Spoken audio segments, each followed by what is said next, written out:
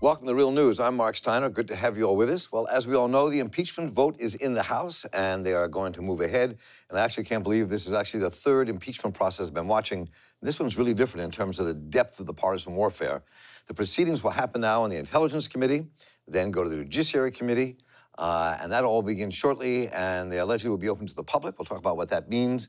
And in the days leading up to this morning's vote, Lieutenant Colonel Alexander Vindeman's testimony was really kind of amazing in some ways. He's tipping the balance of in the inquiry for some.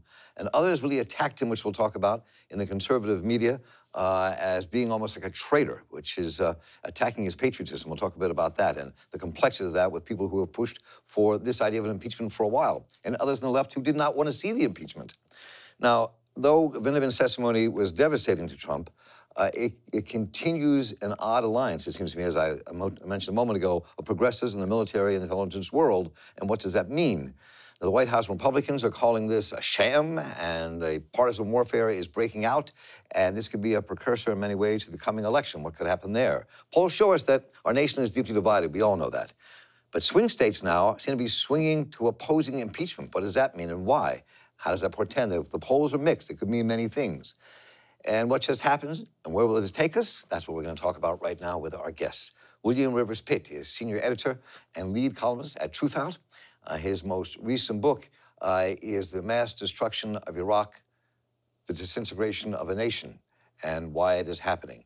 And we are also joined in our conversation today by Ryan Cooper, who is the national correspondent for The Week, and his work has appeared in many publications, The Nation, Current Affairs, The Washington Post, and joins us once again. And we're also joined by Jeet Heer, once again, who's national affairs correspondent for The Nation, who has appeared again in The New Republic, The New Yorker, Boston Globe, too many others to talk about, and joins us once again here at The Real News. And gentlemen, welcome. Good to have you all with us. Thank you. Good to be here. So here we are. So let me begin. As I just want to clear the air a bit about what any of us think about the facts that we've seen so far. And let's open with this kind of Republican response to what happened this morning in this vote. Because Colonel Vindeman emigrated from Ukraine along with his family when he was a child and is fluent in Ukrainian and Russian, Ukrainian officials sought advice from him. Here we have a U.S. national security official who is advising Ukraine while working inside the White House, apparently against the president's interest, and usually they spoke in English. Isn't that kind of an interesting angle on this story? I find that astounding, and some people might call that espionage. The whole thing, what we know, stinks to high heaven. We need to know if the tools of our intelligence community were once again weaponized and turned against the President of the United States of America. Who is the person that started this entire Ukrainian, what we now know to be a real witch hunt? All right, so let me start by saying I apologize. I jumped ahead, but let's jump into this anyway. This whole Vindeman controversy and his testimony yesterday. And we come back to the Republicans themselves. I mean, it seems, not to sound partisan about it, but almost this kind of unseemly attack against this guy's character. What he said was clearly controversial. But that attack, basically calling him a traitor, that he's working for the Ukrainians. William, let me start with you. Well, my immediate take when I heard all of that is that it reeks of desperation. There's an old saying lawyers have that when the facts are on your side, you pound on the facts. When the law is on your side, you pound on the law. When neither the facts nor the law are on your side, you pound on the table. This is them pounding on the table. I don't see many other avenues for them to take other than smear and innuendo, because neither the facts nor the law are on their side. You know, Ryan, when you look at what happened this morning with this, one of the things, this whole montage we just saw, I know a lot of men and women in the military, and I don't know what Vindeman's politics are, where he stands on any of the issues, but I was picking up what Will just said. It really is kind of pounding on the table here. I mean, attacking a man whose family fled the Soviet Union because, as I've read from other people who knew them, because they were Jews fleeing anti-Semitism, they said, and came to this country. and then to be attacked like this. I mean, it didn't seem like a very bright move on their part, at least in terms of how they want to influence global politics in America, unless, of course, they're speaking to the converted. Yeah, exactly. I mean, this is a guy who, career national security professional, for whatever that, that means. Clearly a guy who is not, ever previously evinced anything but loyalty to the kind of, security apparatus. And in fact, actually appeared in a Ken Burns documentary with his twin brother about the Statue of Liberty, about how much immigrants love America because they get a second chance. I mean, it's just the absolute most preposterous attack. And, of course, validates a lot of anti-Semitic narratives about Jews not having real loyalty to the countries they live in. And the idea that it's somehow suspicious that this guy from Ukraine who works in, Ukrainian affairs for the government speaks Ukrainian is like a mark against him.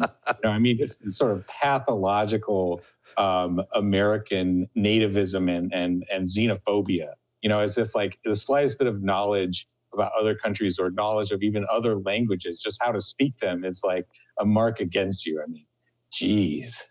Yeah, I know, it's just very strange. Jude, you want to jump in on this at all? I mean, all three of you have kind of touched on this in some of your writings. Yeah. I mean, I think it's also important to understand there's a long history of this. And for the American right wing, party loyalty always trumps military service and patriotism. And it's based on the idea that the political right they're the real Americans. And so if you have a soldier, no matter how heroic, if they go against the political right, then they are a traitor. And, it goes back to Joseph McCarthy attacking George Marshall, who planned the D-Day invasion and was the author of the Marshall Plan. And insinuated that he's a communist. Or people will remember John Kerry and how he was swift-voted in 2004. Or Trump's attacks on John McCain and on the family, the Khan family. So it's always a case that for the political right, you're an American if you're loyal to them, and military service really doesn't count. Before we turn these, okay, go ahead. Were you going to say something, Will? Was that you? I was just gonna add Max Cleland in 2002 in Georgia to the list of casualties of this particular fetid brand of Republican nativism. Yeah. So before we jump into this Republican clip, I want to show everybody so we can talk about that. I want to talk a bit about, because this kind of picks up on there's a little bit of a theme here, that what's happening in our country now when you have Vindman's testimony, people like Vindman and others who are career diplomats, people in the military who seem to be coming out ready to testify in this particular instance. And it is clearly the military establishment and the intelligence establishment, the center of this country in some ways, in terms of political center, are really freaked out by Trump and are worried about what he represents. Way before this happened publicly, people on the progressive side, most people on the progressive side, and many liberals were saying, this guy has to go, and we need to investigate him, and impeachment is the way to go. But now there's this very strange confluence taking place in our country. I mean, and so what does that mean? I mean, what's the politics of that, and what is this seeming alliance, if in fact there is one, between progressive and military intelligence establishment? What the hell is going on here? What do we think? Jeet, why don't you start? Well, I think one way to think about this is that we have to realize when we're dealing with whistleblowers, their motives don't matter. What matters is if they're telling the truth. In Watergate, the whistleblower Deep Throat was Mark Felt, who was, not only J. Edgar Hoover henchman, but was involved with some of the worst abuses of the FBI in the attacks on the anti-war movement and the civil rights movement. And he was miffed at Nixon because Nixon gave the job of FBI head to someone he didn't like. But that doesn't matter. I mean, what matters was that Mark Felt was giving accurate information to Woodward and Bernstein. I think that it's important to keep our eyes on the prize. I can imagine that there are people inside the CIA and the national security apparatus who have kind of dubious motives. They're against Trump because they want to keep troops in Syria. But for the purposes of impeachment, what's important is actually, is what they're saying accurate? And if what they're saying is accurate about what Trump did in Ukraine, then he should be impeached. Ryan, you've been writing about this a bit. Yeah, no, I definitely agree with Jeet. You know, the Matt Taibbi had an article I thought was pretty misguided that was saying that this guy's not, you know, for the previous whistleblower who we still don't know his identity is like sort of a fraud because he's not being horribly mistreated by the security bureaucracy.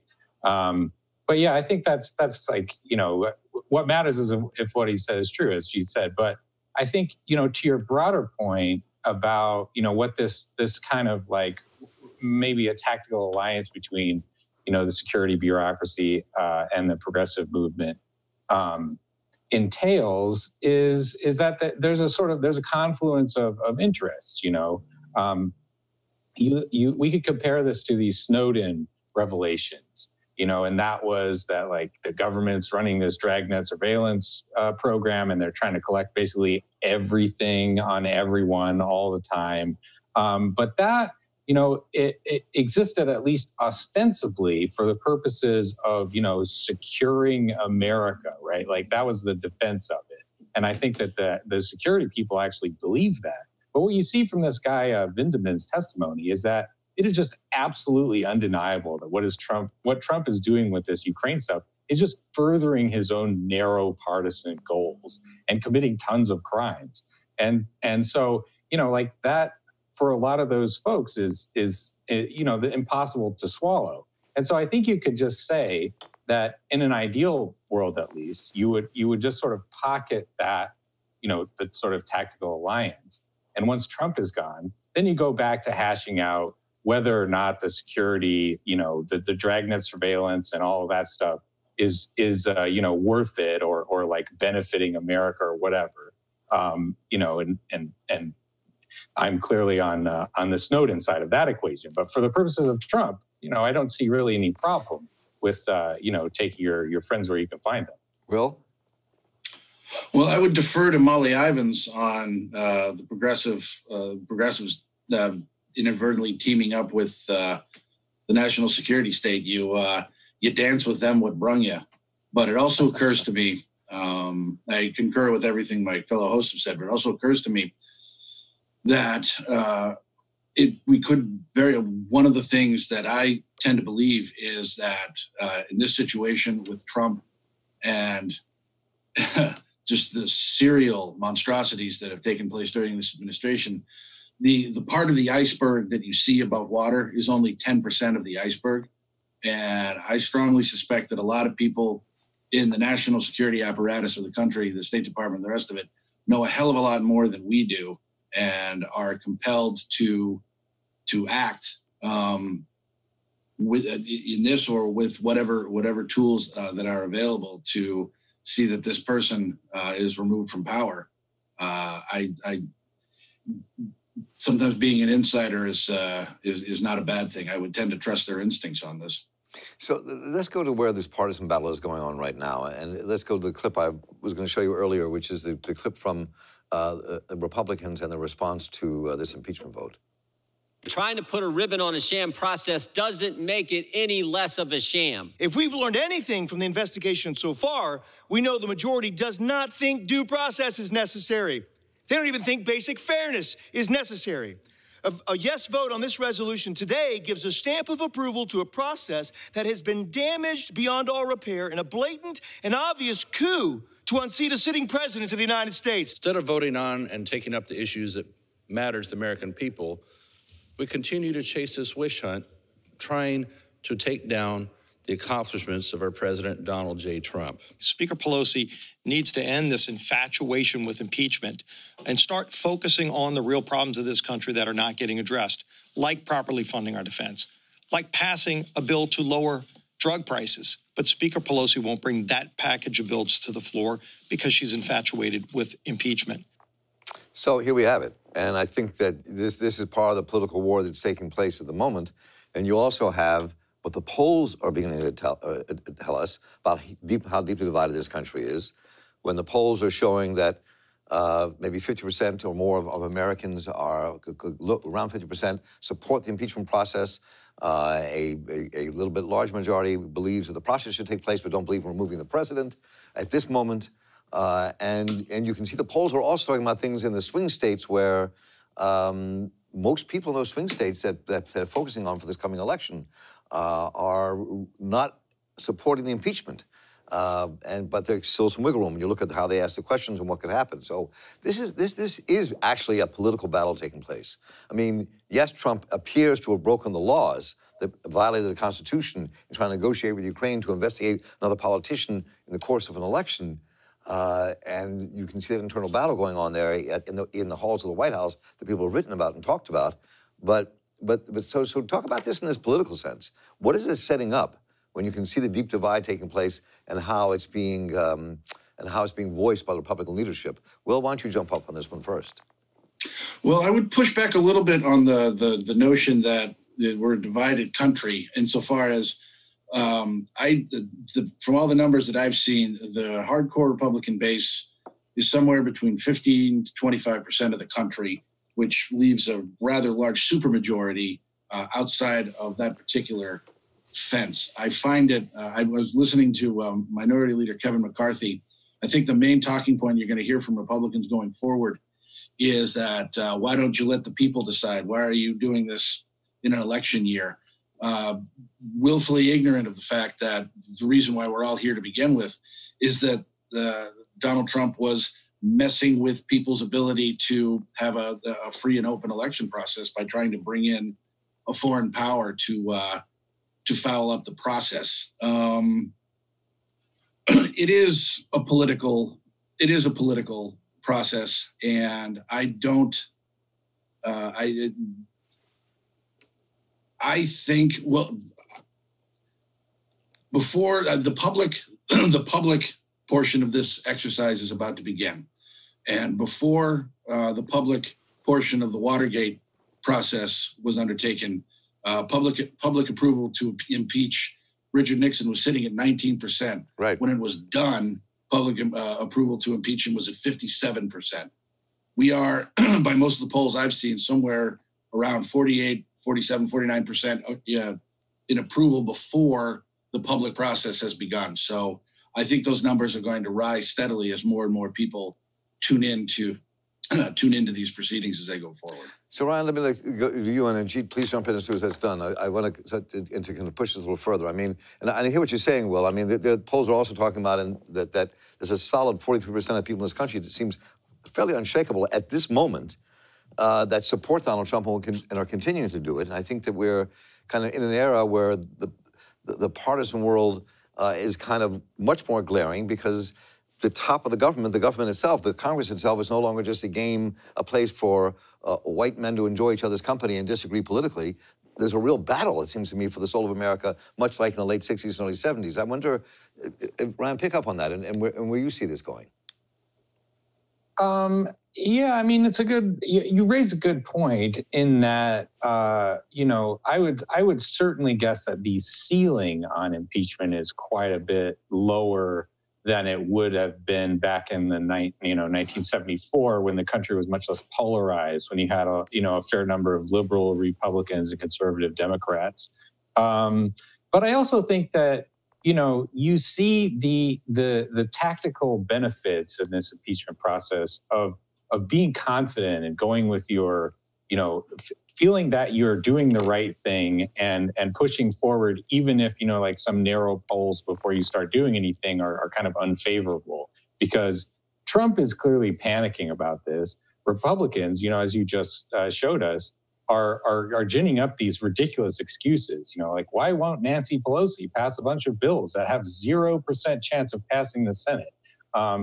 And like, this is a coup to go through the clearly spelled out constitutional process, which, it's like happened before, and they did it to Bill Clinton. And like, it's not even the trial portion of it to vote on it in the House. That happens in the Senate. But they don't, they're just thinking about the most convincing talking points that they can sort of levy against this process, try to jam it up, because it's incredibly embarrassing to them and it makes them look terrible. And as we're seeing now, it's shaking loose lots of people from inside the administration who are either, have serious concerns about this, what Trump has done, or they're just scared of their own necks and they feel like Trump's not going to be there for them. And so they better get out while the getting is good. And so I think this is definitely a net plus for Democrats. And that's why they've, it seems to be proceeding like quite quickly in terms of its scope and, things that they are taking in to account. I mean, this will not. Yeah, go ahead, Jeep.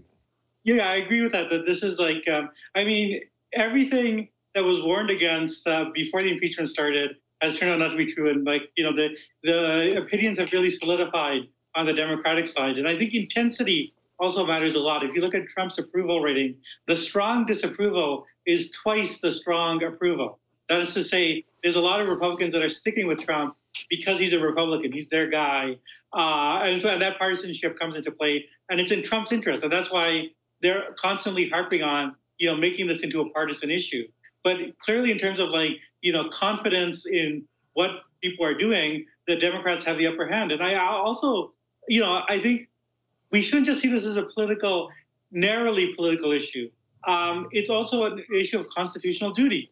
If a president commits a crime as egregiously as Trump has, and Congress doesn't proceed forward, then you're basically saying that you're not a country of laws anymore. A president can get away with crimes.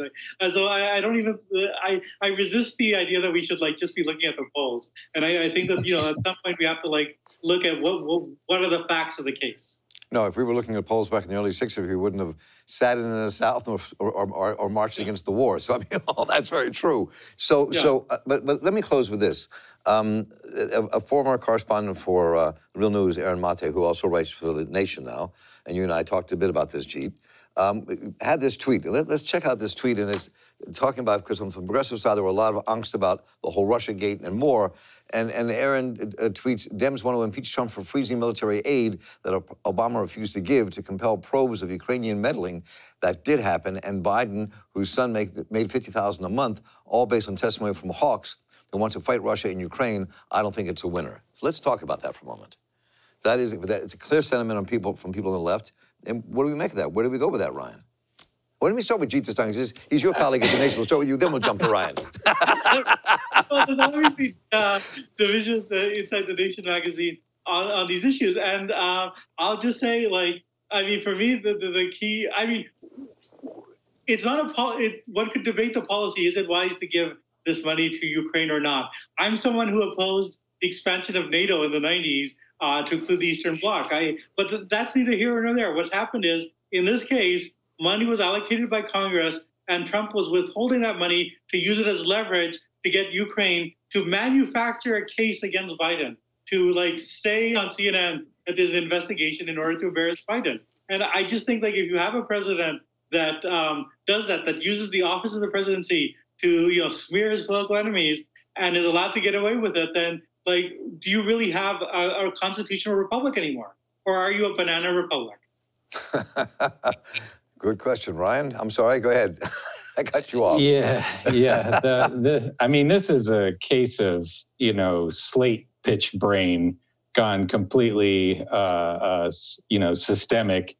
Jeet's absolutely right. That what matters here, and it's very telling that Aaron and people like him, like Michael Tracy, they don't mention the specifics of what Trump did because they're totally unjustifiable. They bring in a bunch of unrelated stuff that it's related, but it doesn't bear on what Trump did specifically. It's about whether the sort of things that he was doing had other objectionable characteristics from a left-wing standpoint. Is it cool for Hunter Biden to be trading, on his father's name to make $50,000 a month? Clearly not. But that doesn't give Trump a license to, commit crimes and undermine constitutional democracy. Frankly, it's fairly similar to these the Republicans we heard before, not in terms of the content of the argument, but in terms of they're just ginning up a lot of obviously loopy excuses to just say that the MSNBC liberals are wrong about everything. And then you just sort of reverse engineer your position from there. And it's quite tiresome, frankly. William, let me give you the last word for the day. I agree with my esteemed colleague from The Nation. Trump attempted to meddle with money allocated by Congress to affect an election by bringing in foreign influence. Stick to the main tent. Well, we have a lot more to cover in the coming months, obviously. I'm really looking forward to the writing you gentlemen will do and getting you back on the air with us. There's a lot more to talk about. We're just covering the surface today, but it's just beginning. We'll see where this takes us and our nation. William Rivers Pitt, Ryan Cooper, Jeet here. Thank the three of you so much for joining. It's been great to talk to you. Thanks, sir. Keep on writing and challenging us. And I'm Mark Steiner here for the Real News Network. I want to thank you all for watching. Let us know what you think. Positive, negative, whatever it is. I want to know what it is. Take care.